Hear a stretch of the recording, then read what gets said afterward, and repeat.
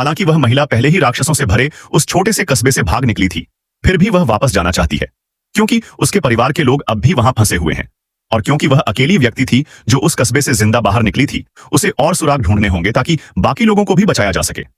लेकिन जब सुरागों को फॉलो करते हुए विक्टर के पिता के पास पहुंची तो सामने वाले ने उस पर बंदूक तान दी और सवाल किया कि वह विक्टर की तस्वीर लिए क्यों आई है। महिला डरते डरते उसे अपने कस्बे के अनुभव बताती है और यह भी कहती है कि उसका बेटा अब भी जिंदा है, लेकिन विक्टर को गायब हुए 40 साल हो चुके हैं। जाहिर है बूढ़े आदमी को उसकी बातों पर विश्वास नहीं होता। वह कहता है कि उसने पुलिस को बुला लिया है। यह सुनकर महिला घबरा जाती है। अगर पुलिस को उसकी बातों का पता चला तो वे उसे पागल समझेंगे।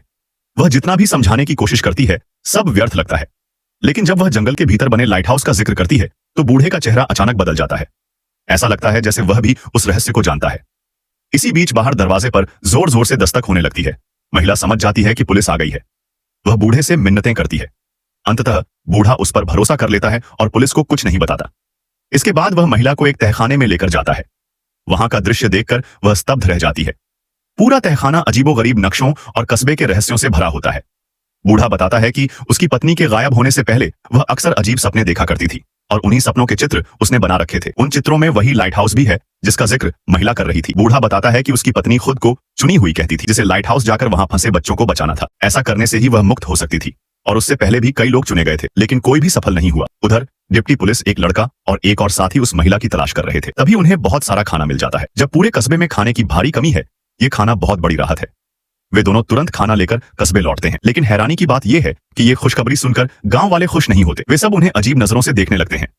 डिप्टी को कुछ गड़बड़ लगती है। वह अपनी माँ के बारे में पूछता है। वह घबरा जाता है और बार बार माँ को पुकारता है, लेकिन कोई जवाब नहीं मिलता। उसे अब यकीन हो जाता है कि उसकी माँ की मौत हो चुकी है। वह तो बस एक रात के लिए ही बाहर गया था और उतनी देर में ही राक्षसों ने उसकी माँ को मार डाला। अपराध बोध में डूबा डिप्टी डॉक्टर से माँ की लाश को सजाने की विनती करता है ताकि वह सामान्य दिखे। तभी अंतिम संस्कार स्थल पर रखा टूटा हुआ रेडियो अचानक बज उठता है और उसमें कोई जश्न वाला गाना चल रहा होता है। यह सब देखकर डिप्टी का गुस्सा और दुख बढ़ जाता है। वह जैसे तैसे रेडियो को बंद करने की कोशिश करता है, लेकिन वह बंद नहीं होता। अंत में वह गुस्से में आकर रेडियो को तोड़ देता है और फिर सब कुछ शांत हो जाता है। लेकिन इससे भी उसका गुस्सा शांत नहीं होता। वह अब राक्षसों से बदला लेना चाहता है। थानेदार को उसकी हरकतों पर शक होता है। वह देखता है कि डिप्टी ने कई कैन पेट्रोल भर लिए हैं। सबको लगता है कि थानेदार उसे रोक देगा, लेकिन उल्टा वह भी उसके साथ जाने को तैयार हो जाता है। वे दोनों जल्द ही एक सुरंग के बाहर पहुंचते हैं, लेकिन सुरंग के भीतर सिर्फ अंधेरा और खतरा है।